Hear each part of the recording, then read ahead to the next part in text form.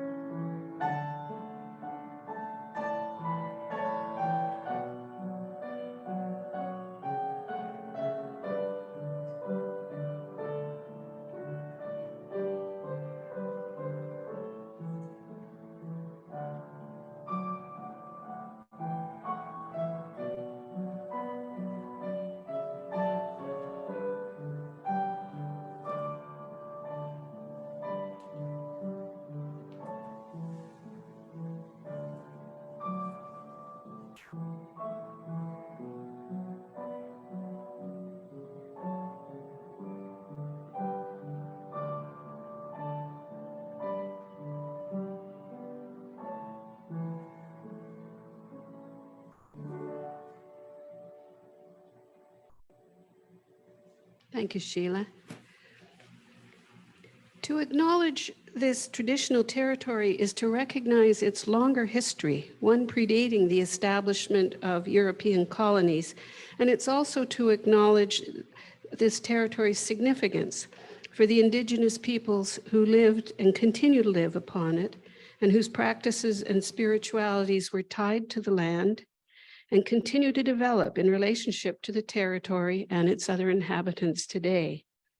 We are Treaty 6 people, and we acknowledge our responsibility to deepen our understanding of the treaty, to participate in and support the ongoing process of truth, reconciliation, and healing. Welcome to Westwood Unitarian Congregation. My name is Lorian Kennedy, and my pronouns are she, her. I'm your service leader this morning, and we're in for an interesting morning of music and poetry and readings. This is our new version of the Bah Humbug service, so it's a little different, and we'll see how it goes. I'm quite excited. So we welcome you if this is your first time to Westwood, or if you consider yourself a newcomer. We welcome you if you're feeling troubled or ill at ease today. We hope our time together brings you comfort. We welcome you if you've come mostly for the music or the poetry, as you've heard already in Sheila's prelude, and we'll soon hear other music and I'm confident you won't be disappointed. We welcome you if you're feeling lonely today. I'm confident that our music and our words will engage you and help you feel included. We welcome you regardless of your spiritual beliefs, even if you have no spiritual beliefs. We believe that in this congregation, there's room for all spirits. And most importantly, we welcome you because you are you. As our first principle states, we recognize and value the inherent worth and dignity of every person and enjoy their company. Please feel free to ask us questions at the end. Sign our guest book and sign up for news on our website. And if you're in person today, stay for our potluck. There's lots of food. Our tradition draws from many sources, including words from prophetic peoples of many cultures and ages. And today, with our new tradition, we're going to honor the wonderful insights, inspiration, and sometimes humor from a variety of people, sometimes our own people, to set us on our path for the new year. So it seems fitting to open with the words from poet and author Annie Dillard, which is also found in our hymn book. It's number 420. We are here to abet creation and to witness to it, to notice each other's beautiful face and complex nature, so that creation need not play to an empty house.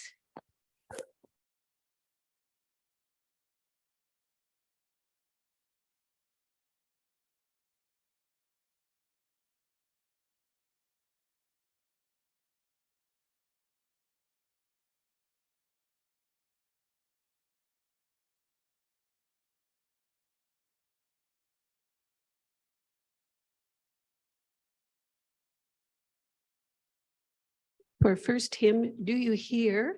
And it's to encourage you to actually be listening today when we do the poetry and the readings. Please listen and listen to the words in the hymns.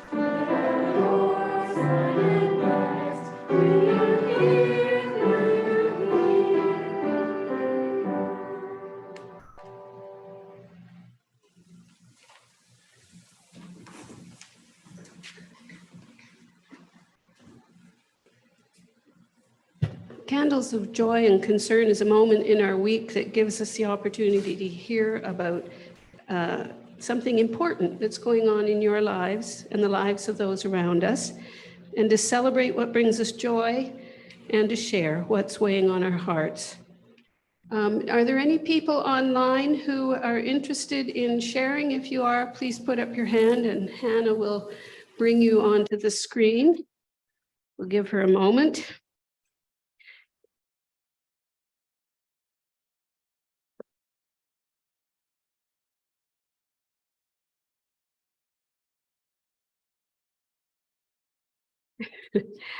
Are there any people from? Okay, Jacqueline wants to say something. Jacqueline.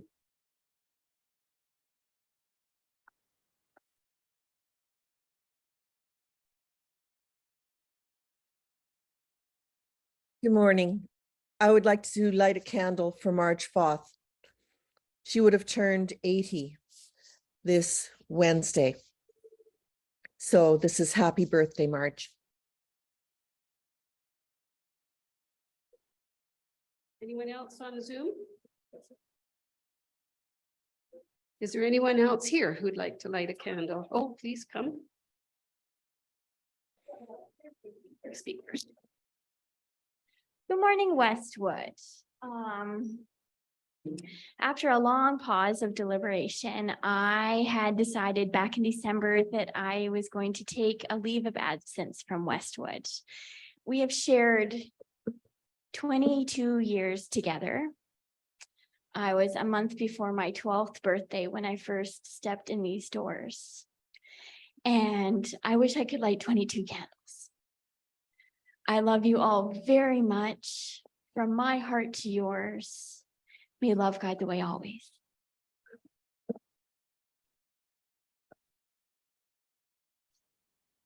Hello, I'm Etta, and March would have turned 80. My grandson Zayden turned 10 yesterday.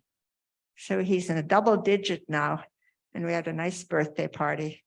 And I hope he will have a successful life. I'm a little worried about the future for our young people, about what is going to happen and what we should do to improve the future. So happy birthday, Zayden, and all the other people whose birthday it was. This might be a good time to do a birthday. Happy birthday. Are there any other birthdays? Jennifer Lee's niece. Happy birthday to you. Happy birthday to you. Happy birthday, dear Martin. Happy birthday to you.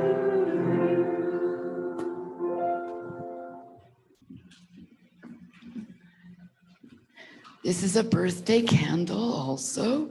So my niece in Winnipeg, Manitoba turned 34 on January the 5th, so just this past week. So happy birthday to Jennifer.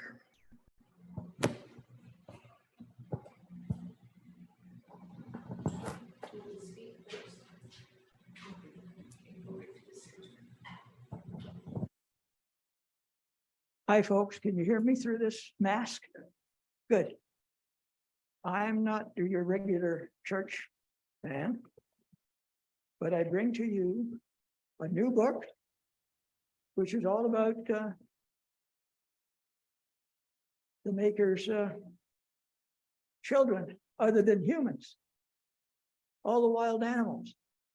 And this book is called Other Lands. And that you can pass this around and have a look at it. It's starts 20,000 years ago and goes back to 550 million years ago. And it talks about all the weird animals that made us what we are now. So I found it interesting. I was expecting some of the book readers here. And I have also had a, I'm sorry, what? Oh, yeah. Can you hear me now? Sorry. Not used to using mics anymore. I've had a failure of my sight. That's why I'm wearing glasses. And I've got some problems with my eyes, both of them, and they're different. And they can't really fix it any better than they are now. But my vision for distance is perfect. I can drive all over the place, no problem. So did you hear all that? I just wanted you to know. So if you find me stumbling up against a tree somewhere, you'll know what's going on. Here.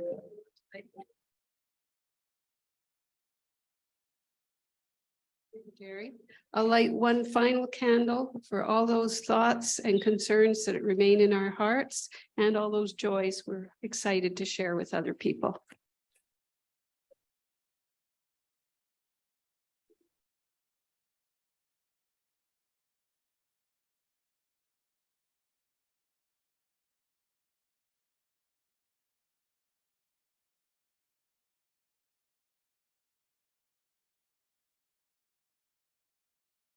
If you'll join me in the affirmation.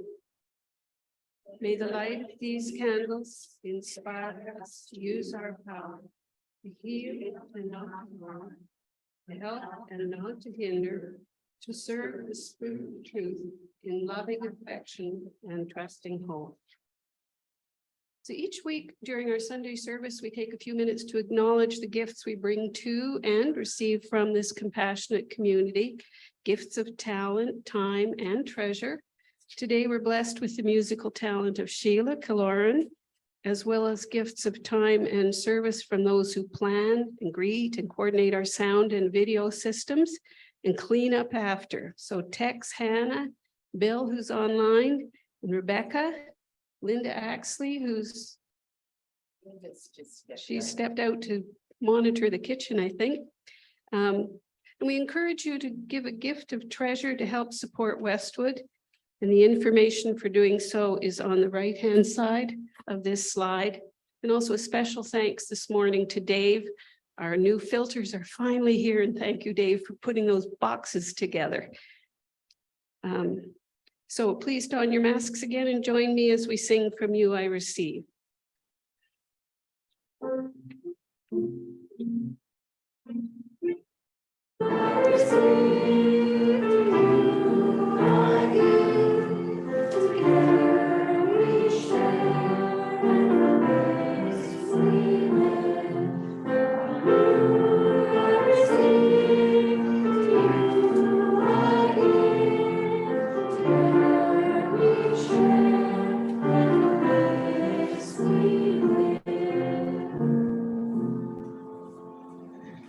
So for the next part, we're going to alternate with readings. Rebecca, do you want to be the first one to start off with your reading?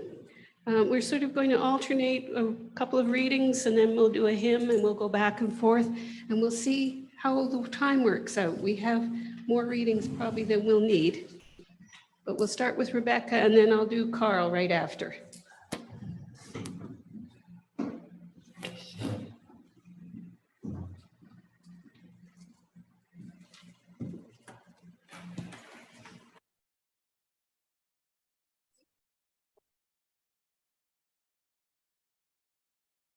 So I'm going to start off with a note from nature.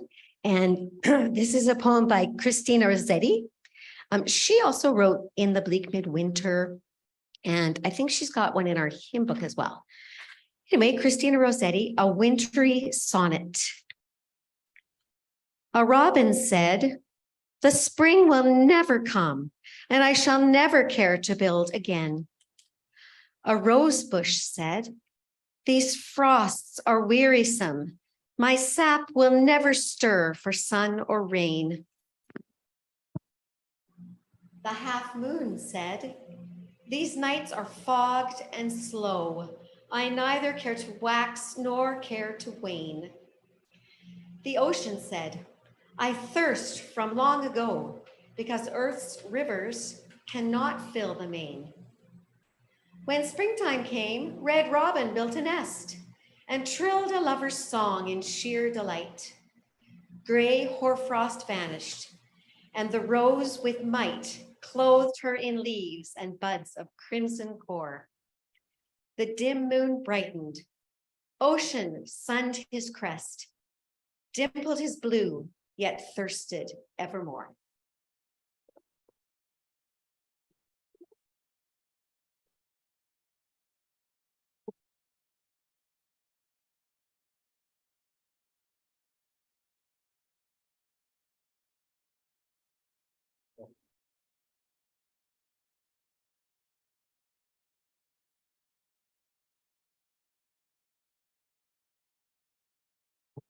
I have a poem by Ella Wheeler Wilcox.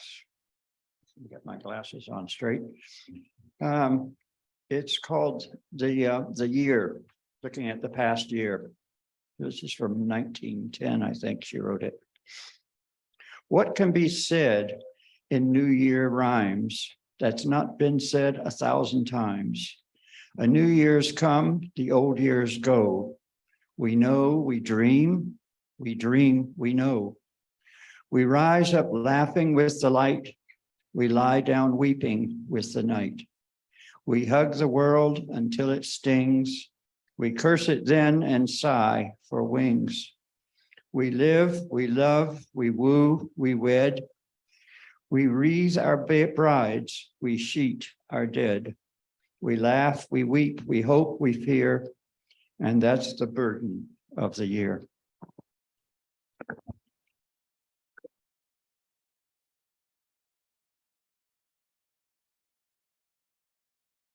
I'll do one, and then Heather, I'll get you to do yours, and then we'll have a hymn after that. This is a short one. This is by Mary Oliver, who's one of our favorite poets, and there's some of her poetry in our hymn book. And this one's called Mysteries. Yes. Truly, we live with mysteries too marvelous to be understood. How grass can be nourishing in the mouths of the lambs. How rivers and stones are forever in allegiance with gravity, while we ourselves dream of rising. How two hands touch and the bonds will never be broken. How people come from delight or the scars of damage to the comfort of a poem. Let me keep my distance always from those who think they have the answers. Let me keep my company always with those who say, look, and laugh in astonishment and bow their heads.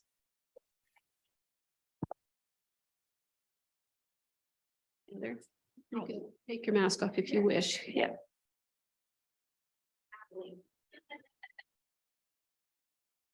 Okay, so I actually picked a couple to read, and I'll start with the original one I wrote, and if there's time, I'll read the other two. Okay, I wrote this one, and it's called Crow's Feet. It has nothing to do about the new year, but it's really pretty, and I'm quite pleased with that I wrote. Crow's Feet.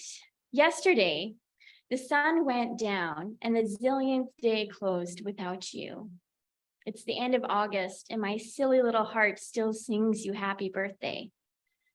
How old would she be, my wife asks, and I do the sad math, adding the birthdays she had to the birthdays she didn't. How funny it must be for her to assemble my family after her death, heave my life into before and after. To learn where the best half of me came from through fits of tears and glorification, to my amazement, my heart has never missed a beat. I miss her more with both age and time. I'm sure she also feels cheated out of more time with me, leaving behind a life we all wanted her to live. The long list of things my mother is missing out on is ever expanding, exhaustive, and sucks the air dry out of me. I try not to think about it. A new client asked me today where you lived, and I wanted to say heaven, or out kayaking forever, or sitting in the China hutch inside my childhood honeypot, but all that seemed like a gross overshare with a perfect stranger. I smiled into the mirror, the water beating off my naked body, and noticed how my crow's feet had set in since she left. And I think about how many atoms she was made of and where that matter went. I guess that's the beauty and tragedy of life, and I miss her terribly. Even now, on the other side of half a decade, my throat still becomes root-bound by the loss on days like today. And I think about all my sunny days and cloudy days, and all the days that have been mixed with flurries since. To my amazement, my life continues to unfold, growing bigger around her absence. I see her in my crow's feet and in my rigid thumbnails. I hear her in my laughter. I feel her with me in the garden, sowing peas, swinging in the ocean, hiking in the forest, and those are the parts of her I get to keep forever.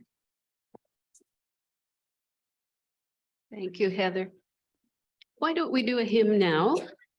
The next one would be Gather the Spirit, and you can stand or sit if you want to sit for this one. I think I'll sit for this one. Okay.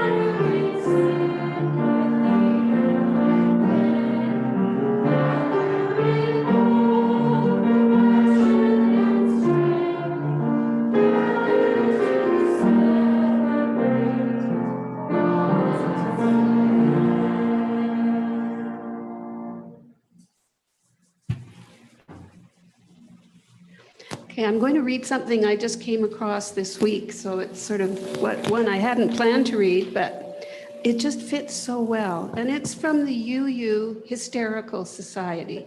So those of you who are on Facebook and know of Liz James and that really interesting way of reaching out to the world without being too religious, but really getting at some of the important principles of Unitarian Universalism through humor. So this is one she wrote on December the 8th of this last year. December is a strange time to celebrate the return of the light. I mean, I understand that this is when the days start to get longer technically, but who are we kidding? If we're to be really honest with each other, the wintriest months are still coming. January is Christmas bills and broken resolutions. February and March also always seem to go on forever. And after that, there will likely be a number of fake springs to get our hopes up before the real spring arrives. It's going to be a while. There will still be months of waking in the dark and curling up with coffee by the soft light of a lamp. Months of opening the house each morning and stepping out into night. The smell and sounds of snow wrapped around us and the air biting sharply on our cheeks. Months of waiting for something, anything that feels like summer. It'll be months before we first feel spring unraveling the knots in our shoulders.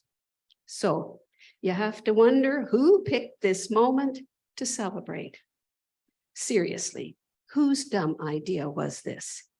because there was a choice made somewhere along the line, a choice to celebrate at a time when any tangible warmth is still months away.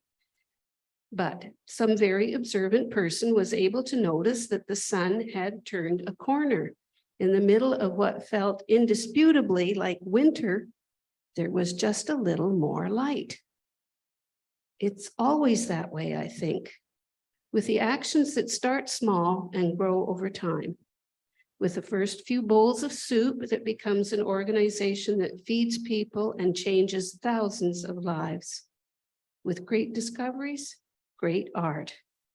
These things start with a tiny, mediocre spark, and then there's generally a lot of hanging in there and stumbling about and doing the best you can. They say it's always darkest just before the dawn, but it isn't. Just before the dawn is when there's a tiny beginning of light. And if you don't pay attention, you might not even see it. Spring comes slowly, change seeps in, and it's never large at first. And so we sit, knowing that the soft curl of the dark holds us in peace and rest and sometimes struggle. We sit knowing we're lights to one another and to ourselves. We sit knowing that far from extinguishing the candle flame, the darkness makes its light more beautiful. We sit knowing all of those things and also knowing that this is going to take time. It's supposed to take time, which is why I think that we celebrate now, because it's a long journey ahead. And when the journey is long, we get together. It's from Liz James. So who would like to go next? Carl, do you want to do the next one? And then Rebecca?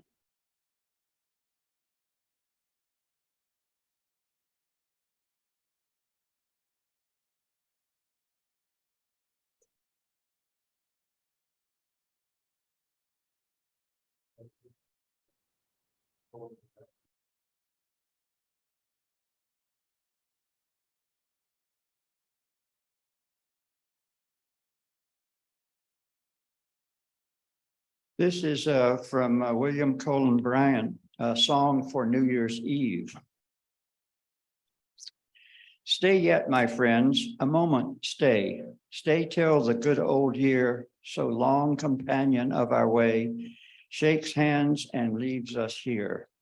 Oh, stay, one little hour, and then away. The year whose hopes were high and strong has now no hopes to wake. Yet one more hour of jest and song for his familiar sake. Oh, stay, one merciful hour, and then away.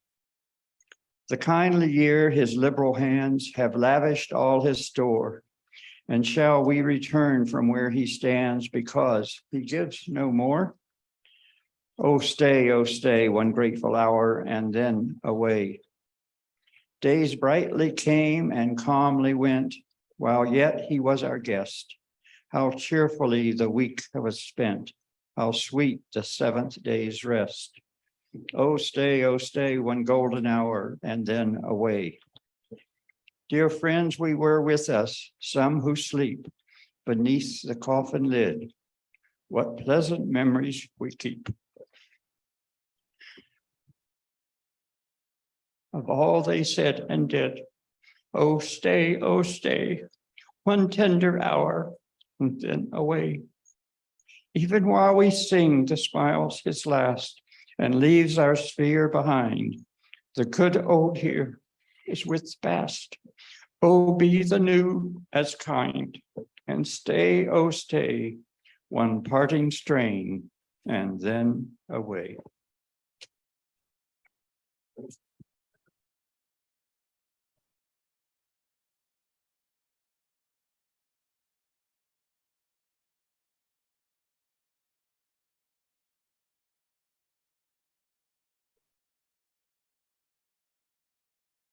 This poem may or may not follow Carl's really well. It's not very sentimental, but it's a real throwback. to a time. It's a throwback to a place. I lived with my aunt and uncle in Toronto for 1 year in 1982, 83. And they lived in a nice neighborhood in Toronto, nice neighborhood. And they had a party every year. And this is a poem by a Toronto poet named Margaret Avison. And it's after the party. New Year's poem. The Christmas twigs crispen and needles rattle along the window ledge.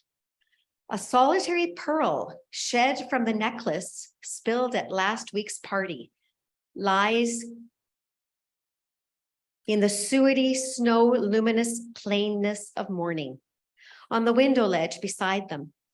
And all the furniture that circled stately and hospitable when these rooms were brimmed with perfumes, furs, and black and silver, crisscross of seasonal conversation, lapses into the previous largeness. I remember Anne's rose-sweet gravity and the stiff grave where cold so little can contain. I mark the queer, delightful skull and crossbones starlings and sparrows left, taking the crust and the long loop of winter wind, something its arc from dark Arcturus to the bricked corner of the drifted courtyard and the still window ledge. Gentle and just pleasure it is, being human, to have won from space this unchill, habitable interior, which mirrors quietly the light of the snow and the new year.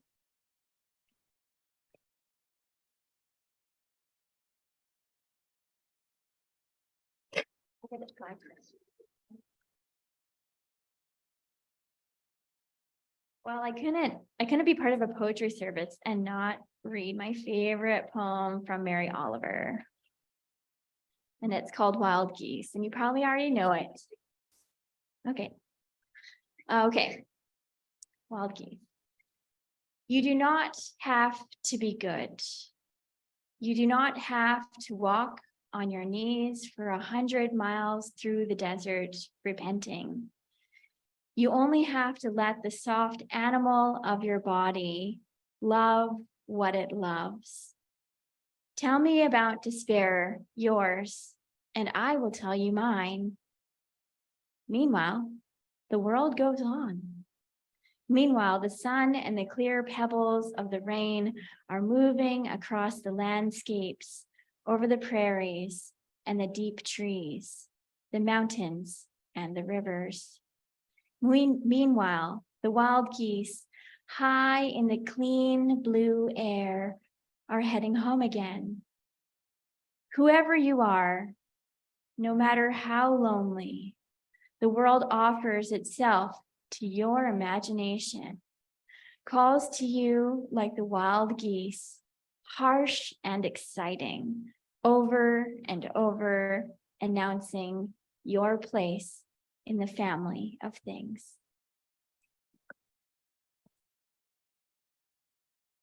I do love Mary Oliver. Thank you, Heather. Yeah, I will do one more poem. Jerry, did you have a question? Yeah, how come?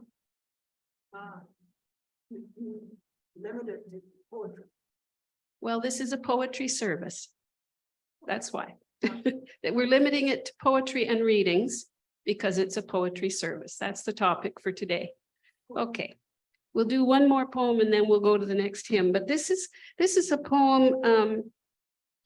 It's in a book by Robert Fulghum called Words I Wish I Wrote, because he didn't write these words. And the poet or the reading is from someone called Corita Kent. And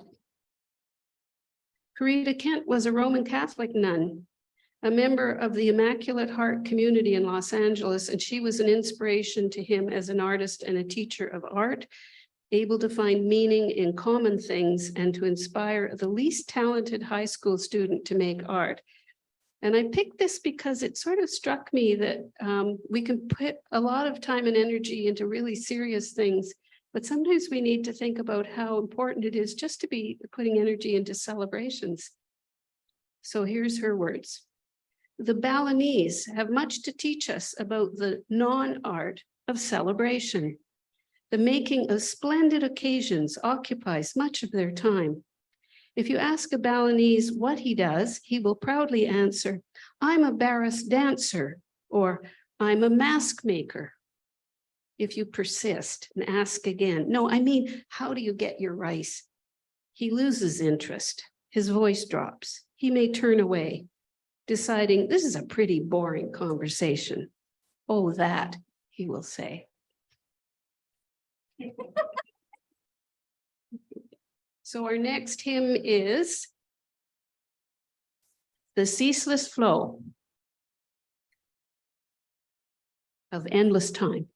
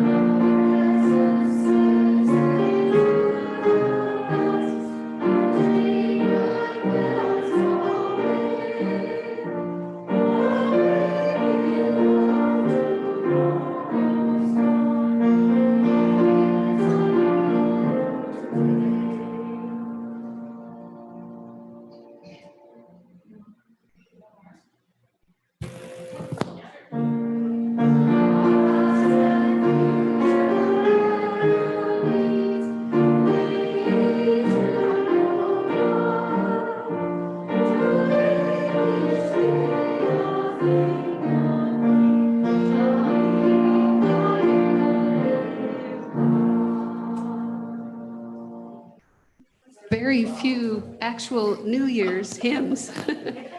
Who wants to do the next reading?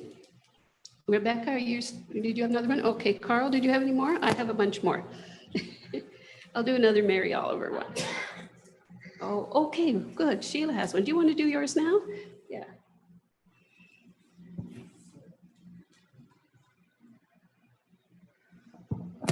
Good morning. I'm Sheila. So I brought a book. It's not really a New Year's book, but it's the complete works, the Flower Fairies and the Flower Fairy Alphabet. Cicely Mary Barker. And this is like, I think like born in 1895 in South London. She was a young girl who was very ill. And she did quite a bit of art. So the work of the Flower Fairies is her art. It's beautiful art. I'll pass the book around if you want to look. And then she also did poems with each one. And I think it's quite interesting because she was such an ill girl. She mostly was at home, and she drew these very lifelike fairies where the faces of the fairies are based on her younger sister's friends, the little childhood friends that would come around to the house, and she would have them pose. And then the fairies look real, like, because they're based off real kids, but then they're fairies. So they're kind of fantastical. And the plants are actually botanically correct. She studied how to draw the plants correctly. So it's kind of this really interesting mix of fantasy and science. So I'm just going to read a couple. The one I want to read is the Mountain Ash Fairy. So she has fairies for trees and fairies for flowers. And I'll find it here. And the Mountain Ash, as you may or may not know, the other name is Rowan. Yeah, so this is for you and me and our Rowans, yeah. And it was considered, just a second here. It was considered to be a tree that could kind of bring safety and protection to the home. And in Scotland, I think it's still illegal to cut one down because they're considered sacred and special. Yeah. My page here. Yeah, so she did drawings. This one happens to be kind of at the fall. So you can see the beautiful red of the berries. Okay. So the song of the mountain ash fairy. They thought me once a magic tree of wondrous lucky charm, and at the door they planted me to keep the house from harm. They have no fear of witchcraft now, yet here I am today. I've hung my berries from the bough, and merrily I say, come, all you blackbirds, bring your wives, your sons and daughters too. The finest banquet of your lives is here prepared for you. So the mountain ash's other name is rowan, and it's also called witchen tree or witchen wood. And I'll read one more from Flower Fairy Alphabet. So this one is Song of the Mallow Fairy for M. Yeah, I'll pass the book around because it's kind of hard to see. But. Song of the Mallow Fairy. I am mallow, here sit I, watching all the passers-by, though my leaves are torn and tattered, dusk besprinkled, mud bespattered. See, my seeds are fairy cheeses, freshest, finest fairy cheeses. These are what an elf will munch for his supper or his lunch. Fairy housewives going down to their busy market town. Hear me, wheedling, lady, please, pretty lady, buy a cheese. And I never find it matters that I'm nicknamed Rags and Tatters, for they buy my fairy cheeses, freshest, finest fairy cheeses. So they're very fun. Rowan and I enjoy them.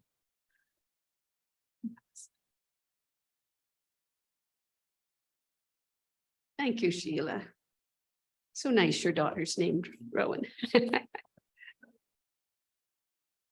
Another Mary Oliver one called The Sun. Have you ever seen anything in your life more wonderful than the way the sun every evening, relaxed and easy, floats toward the horizon and into the clouds or the hills or the rumpled sea and is gone?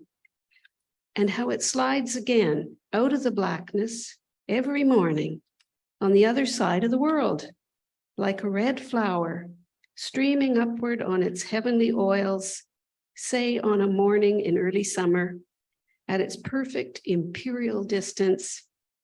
And have you ever felt for anything such wild love? Do you think there is anywhere in any language a word billowing enough for the pleasure that fills you as the sun reaches out, as it warms you, as you stand there empty-handed?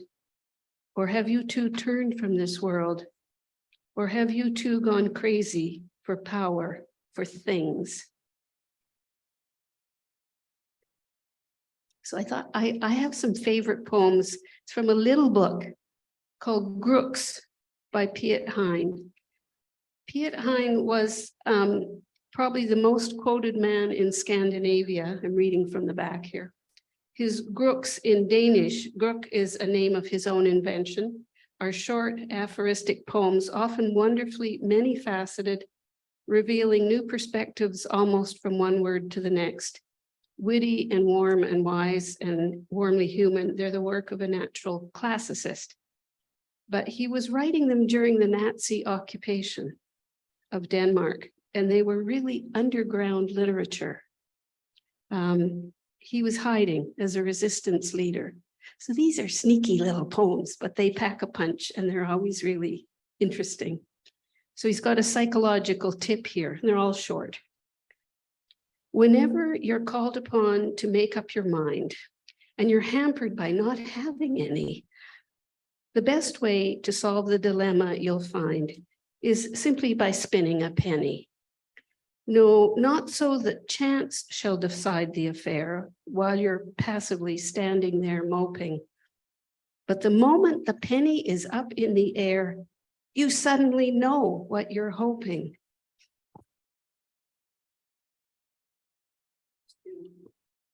One more. It's called If You Know What I Mean. A poet should be of the old-fashioned, meaningless brand, obscure, esoteric, symbolic. The critics demand it. So if there's a poem of mine that you do not understand, I'll gladly explain what it means till you don't understand it.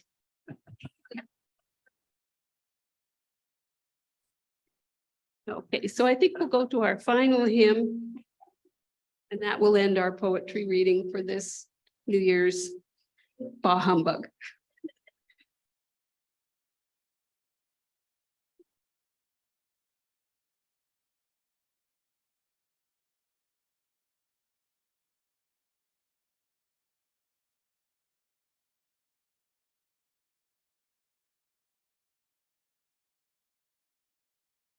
In the melody during Lent.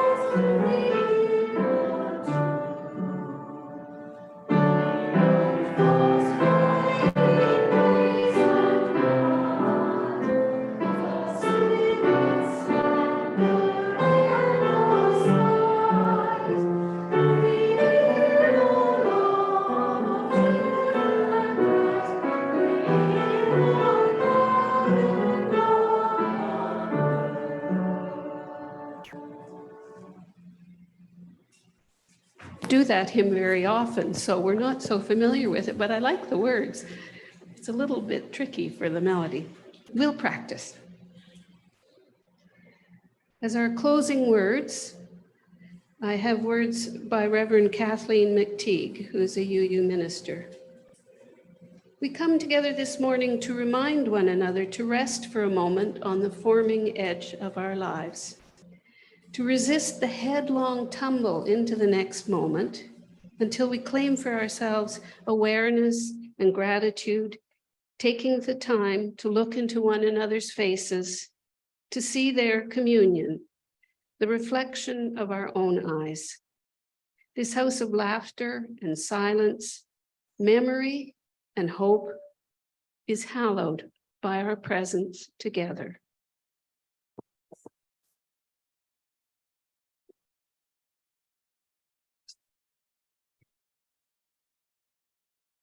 And we'll have a postlude from Sheila. Thank you, Sheila.